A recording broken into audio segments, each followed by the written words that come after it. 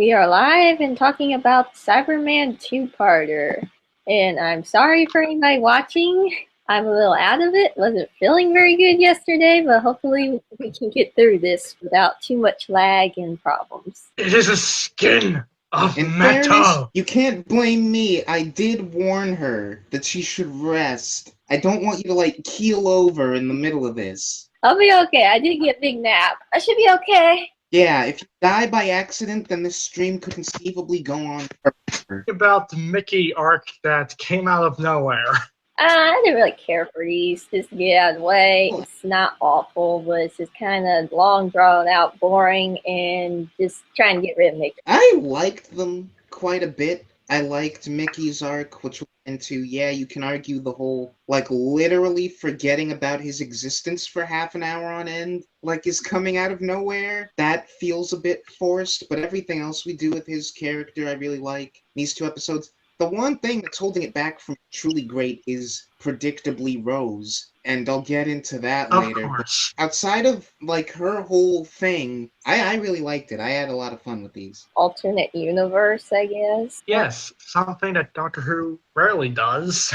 Yeah. I mean, there are a couple of examples, especially in the audio dramas, since you can just do whatever. In the classic series, there was E-Space. Is E-Space an alternate reality? Yes. Or is It was established as a parallel universe. Yeah, you'd think the show would do that more, but I'm kind of glad it doesn't. I like that we have one universe where all this weird stuff can happen, and I don't want it to turn into sliders. Every time there's an alternate, universe or timeline, it's always blimp. I feel like you're gonna have to cite examples of that. That felt like arbitrary change between universes, but I mean, this is okay. What I want to know is, did they decide to make this an alternate universe story before or after they decided it was going to be a Cyberman story? Wibbly wobbly, So that timey-wimey stuff. it just feels like on the one hand we did it so that we could do all of the melodrama with Rose and Pete and getting rid of Mickey, giving him his arc. Yeah, you can't really do this exact story on Earth, in roughly the present, if you want to keep even a semblance of continuity, so that's probably a good idea. You know what it is? It's probably just they wanted to do a Cyberman story, but they wanted to do it in London 2005 or 2006, whatever. 2007, because of the whole going a year ahead ever since Aliens in London. You're right, yeah, that's right. I'm a bit torn how I feel about the Cybermen themselves, or IMDb used to call them the Cybersmen to differentiate between them and our reality Cybermen. There was this thing on the Facebook page about pick your favorite Cybermen design. I don't really have a favorite, but if you twisted my arm, I lean towards these guys. I like this design a lot. Feels like guys in suits to me. I mean, that's what it is, but it has a very plasticky feel. The current ones aren't all that different from this one. It just feels to me like they made them a bit slimmer and they replaced all of the hard lines with curves and rounded edges, and that's all they changed. Yeah, it's just, to me, it looks a little smoother. The new ones are way too cybernetic. I don't know if that's a design problem so much as it is their capabilities. Kind of warps the whole point of the Cybermen as body humor of what the human race could end up being. Although you could argue that we do that pretty early with these guys, because this is their first appearance in the series, and it's really the last time that we do the whole point of the Cybermen, which is that they mutilate the human body, they take your brain out, they put it in this thing. The whole problem with Cybermen throughout Doctor is that they don't really do anything interesting with them. It's been up to Big Finish to do that. What makes them different from the Daleks is that the Daleks will just kill you. The Cybermen will pervert you and make it physically painful, but you won't die, and they'll corrupt your humanity. In a few of the Cybermen stories, the rest of them, they've just been treated like another generic bad guy. After this episode, though, you might as well just make them Daleks, because they just kill people. Maybe I'm wrong, but I feel like this is the last episode, and maybe the finale. Yeah, I'd say the finale, Doomsday. Or the last time that we really do, they're actively converting people, and they just show up and kill. everyone, which is like, if that's what you're gonna do, why not just do a Dalek story? Probably because it could like be too repetitive, but they have to use them anyway. Do something with the concept of them as villains. Yeah, don't just do it where they're just trying to kill people. And Stop they're not treating like them like shiny stormtroopers. Death in Heaven sort of tries to do something with that, but Missy was more of the villain than the Cybermen were. yeah. They're too much just like a generic henchman at this point. The concept of them is cool, like, you know, they're trying to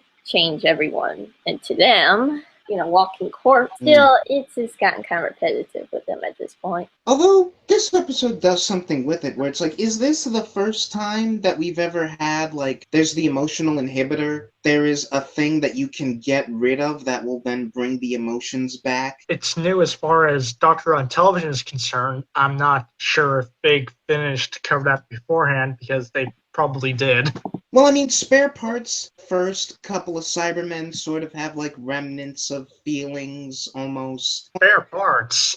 I would like to see a story that nasty done in new Doctor Who. Although hopefully not nasty for the sake of itself, or else we get class. I put in my notes that this is one of the subtler, like, evocations of sort of a Nazi Germany type deal, where it's like, yeah, clearly they march around a lot, they're stormtroopers, but I found it kind of interesting, the whole political side of it. More like a communism subtext than anything.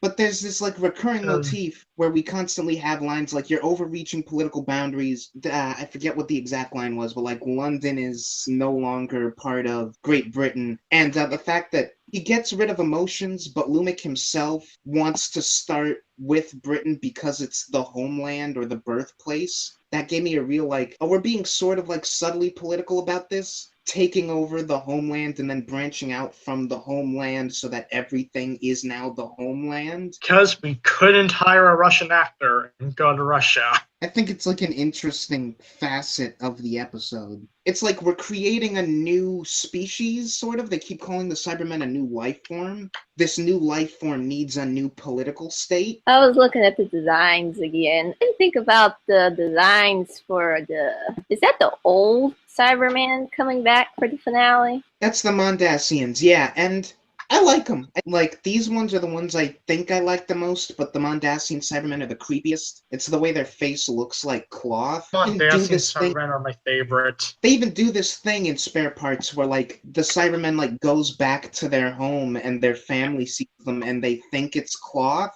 and they, like, tear it off and it's, like, just disfigured face under it. Genuinely disturbing. That was really effective. They look the most alien. I'm always a fan of any aspect of this show that doesn't feel like other TV shows. The other Cybermen design feel like stuff you could see on another TV show, in fairness. The Mondasian Cybermen, no other show could have that design. Yeah. The one other thing about the Cybermen themselves, we try to do the thing that we did last series with Dalek, where their name is in the title, and yet we almost play them like a twist. We don't know for sure that they're Cybermen until, like, the Doctor's at the party, he sees the files, he's like, Cybus, wait a minute. He goes over to the window, they're coming, they're out of focus. It's like, Cybermen! They come in focus. That could have been an actual, oh, what? We're doing this now if their name hadn't been in the title. I don't know why they keep doing that, actually. If you wanted to play it up as a twist, then you should not put them in the title. You can put the name in the second part, but don't put it in the first part. Yeah. Swap the titles, Age of Steel and Rise of the Cybermen. Yeah. Yeah, that could work. Because you could even then make the argument that, like, the Cybermen don't really start to rise until part 2, and, like, I know what they think they're doing, where it's like the Cybermen are trying to start an Age of Steel, but you could do, like, a subtle thing where it's like, everyone's linked by these headpieces, everyone's, like, connected to this database, everyone's getting things downloaded into their head. There has to be a job on every TV show where someone reads the script and has to approve the title, and I want that job on Doctor Who. You could make the argument that even before the Cybermen show up, this reality is already in an Age of Steel. I feel like Tom McRae writes this script wanting the Cybermen to be a twist. Like, oh, the classic fans are gonna be so surprised. and then they give him that title and he can't do anything about it. Still, it's a bit odd that we still keep using the parallel Cybermen for like a long time after Series 2. We'll have to talk a bit more when we get to Doomsday, because unless I'm misremembering something about how that two-parter ends, then that doesn't really make sense, but maybe I'm missing something. After Doomsday, when it gets to Next Doctor, we should have gotten to Mondasian Cybermen, but no, it's just a contrived explanation for how they escaped, blah blah blah. Again, like the not Mondas ones. What are the why am I forgetting the names? The squarehead ones. Or the 80s ones. I don't dislike the 80s designs, or at least the head. I like the head of the 80s ones the most. The problem is how those were written. Yeah, we could have been using those. Like, one of them shows up in a Dalek. If you want to modify it, make the design more modern and Iron Man-y, sure you can, but yeah, keeping these same designs in this reality is a mistake, I think. Because that just raises too many questions. Okay, they wanted to update the way they look as a whole, I can tell, but they should have like 2 different designs for each universe. Nightmare and Silver, they pretty much established that the Mondasian Cybermen and the Pete's World Cybermen pretty much meshed together. The face doesn't look that different. I remember fans like giving them their own name, like giving the squarehead ones their own designation, whatever. But yeah, it's just weird. But I think as villains for this episode, they're effective. I don't know, something about these stories just seem really boring to me. I don't know why. It's probably Rose being Rose. Okay, let's get Rose out of the way. Immediately, the doctor's like, Rose, if you've ever trusted me, then listen to me now. She's not even paying attention. Her eyes are just immediately go over the picture. Yeah, whatever it is you're saying. I keep talking about this with Eden, and I didn't bring Eden here for this. We watched these episodes together, but I'm convinced that if I brought her here, this would be twice as long as it'll end up being. But I told Eden, I can't tell if it's just Billie Piper or whoever's giving her direction. It's a consistent problem now. I'm convinced it's either her fault or the director's fault. She's always making this face in most scenes, in every episode, like she's just trapped in her own head and can't be bothered to pay attention to anyone. It's not even in the writing, it's in her facial acting. The whole scene is her not paying attention to the doctor. I mean, if you saw a picture of your dead father standing there, I mean, you would be a little dazed by it. In that single scene, maybe I could forgive it, but then we keep going. After he and Mickey fix the TARDIS, they go over to her, and they're having this conversation. Throughout that entire conversation, she's just zoned out. Like, she's just not thinking at all. And it's like she's an automaton who's like, nope, gotta talk to my dad. She's having it spelled out for her in, like, plain English that a 2-year-old could understand. That's not your dad. You can't talk to him. You don't belong in this universe. We're leaving today. Later on, she will belong in that universe. Yeah. It's like they write her to be stupid on purpose, but then they're constantly telling us what a great person she is. Somehow, Rose still remains one of the most popular companions in Doctor Who history. Ugh. Does Martha have to be the unappreciated one? Guess as to why. Well, I know why. Because she's the first one, stayed long enough to make a connection, and the love thing. She's the first one, she's physically attractive, and Tumblr fangirls. Especially in this era, who will praise any romantic couple so long as both members are attractive, regardless of whether or not they're terrible characters. That's why she will go down as one of the companions, just for that. Even though she was a terrible person most of the time, and very stupid, because she's hot shipping in the first. When they're at the party, and they're like the staff, the doctor's like, Lucy said that the pizza... And she's like, Lucy? Who's Lucy? She's like, Lucy over there. She's insanely jealous because the doctor had a conversation with another woman.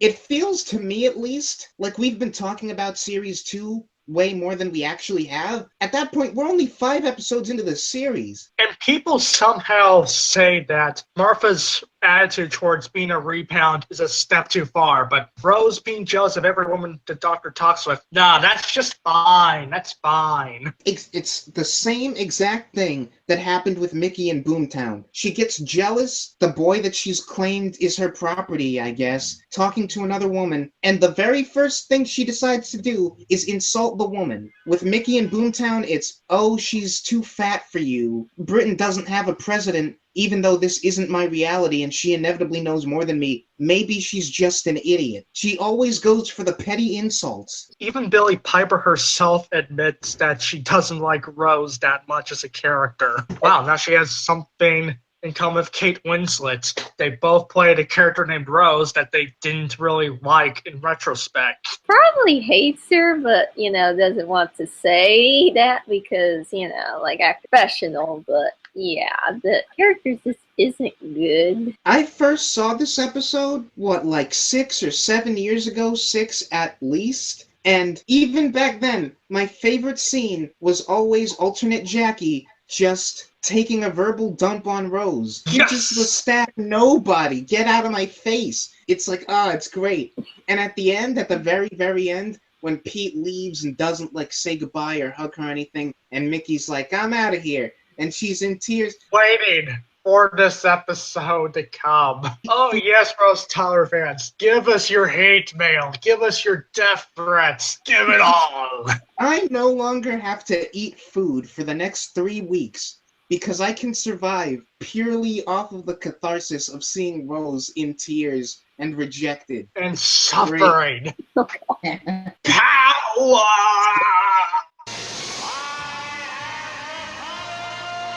I think we killed Edward. Okay, I just wanted to talk about this scene. I know you might get joy out of it, but my problem with that is that scene would have been very satisfying if it was calling Rose out on her, but it's not.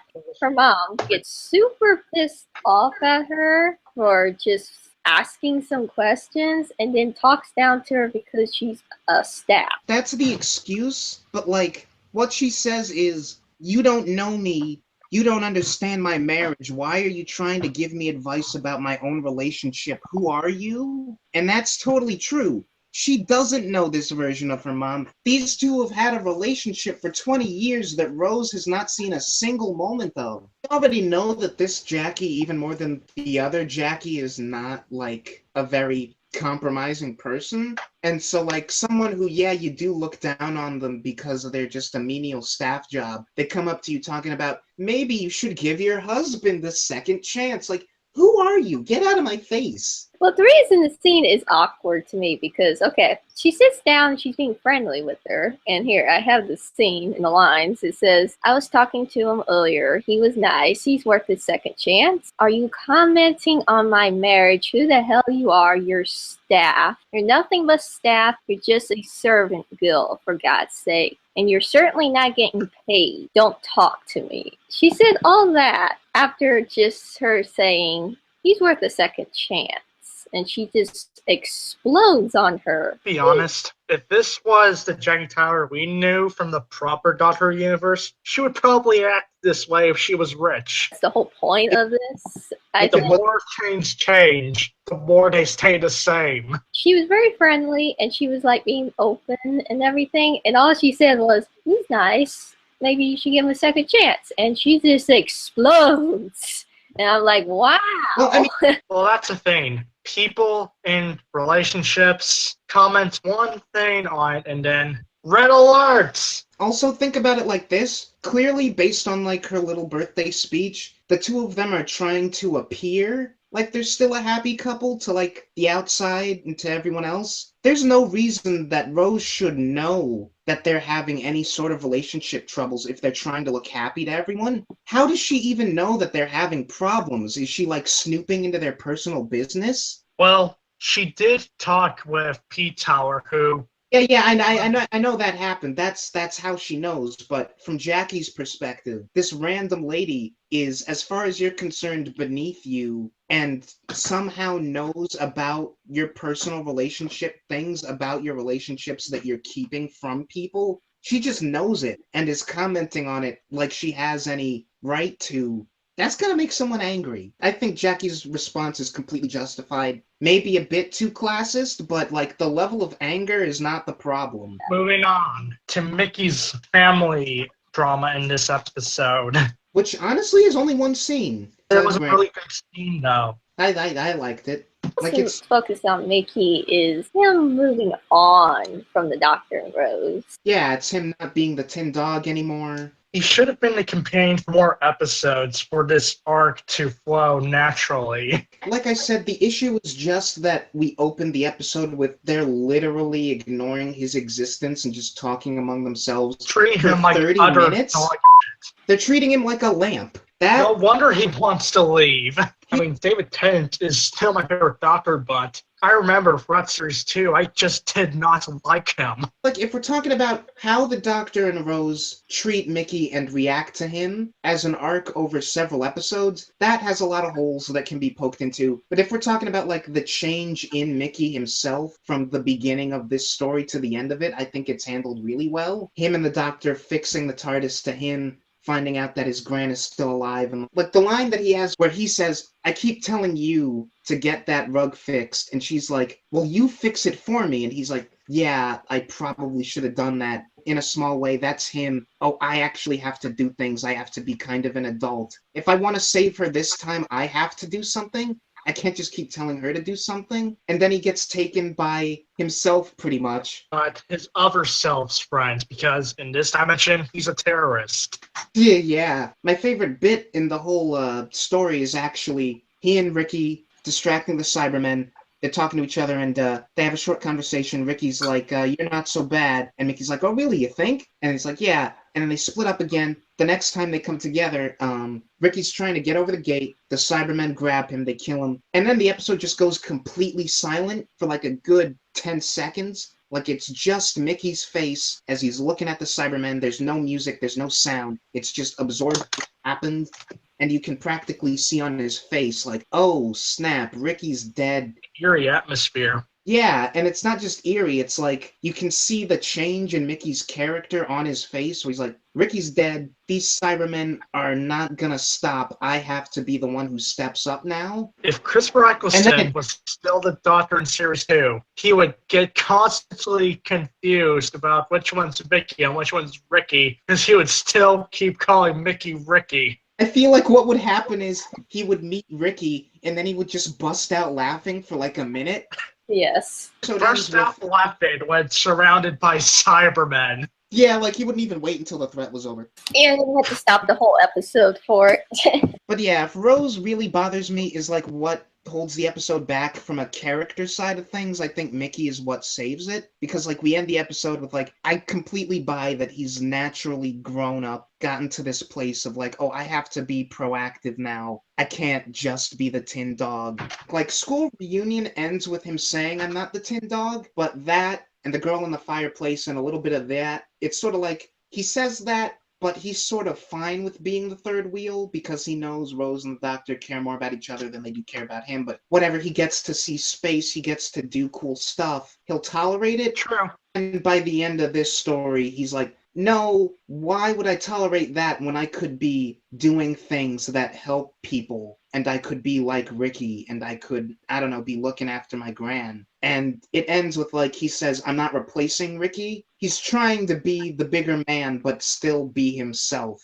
And I just really like everything we do with him this episode. On the subject of Ricky, there was a deleted scene revealed that Ricky was gay, and Mickey says, okay, I'm definitely not replacing him. Ah, yeah, that's for the best. That's not in there. Because, like, that's an actual, like, character affirming, this is the end of a character arc moment, and I don't want to undercut that with a joke. It was good that it was kept out. And I even like all of his little moments with 10. There's nothing in the episode to suggest that this happened, but I want to imagine, just because of how it affects, like, Mickey's character arc, that this is what happened, which is the only reason that they got into the alternate reality in the first place is because Mickey was holding that button so long. So all of this literally only happens to any of them because they ignored him for 30 minutes. Yeah, competent about the TARDIS. Yeah, it's just, I know what I'm doing. Whoa, we're in another reality. Nice. If you wanted to get really like theistic and abstract about it, you could almost make like a fate argument or like the universe is looking out for Mickey argument. Mickey's pretty much been suffering crap his whole life, and these two are ignoring him for 30 straight minutes, pretending he's not there. And so the universe, literally in response, brings them all to an alternate reality where Mickey will have a better deal and become a better person. It's the ultimate tempting of fate. And fate basically responding with, yeah, maybe I should give you a break, actually. Yes. But I like all the moments with him and Ten, where they're like fixing the TARDIS, when they're splitting off into groups of two, and Mickey's like, I want to help, and Ten's like, you can just stay here and whatever, and Mickey's like, no, and then Ten's like, oh, I see what's happening here, okay, and it's like a really sincere little moment. Like, I just like all their little friendship moments between the two of them. Ten has started to respect Mickey off screen. We already know that Ten likes Mickey, or at least is outwardly more respectful of Mickey than Nine was. Doomsday. They're going to get to a point in there where, like, the way that they greet each other is Ten is just like, oh, Mickey, it's nice to see you. And Mickey is calling him boss. And I really appreciate that more, having, like, paid attention to these episodes. And, like, relationship growth. Yeah.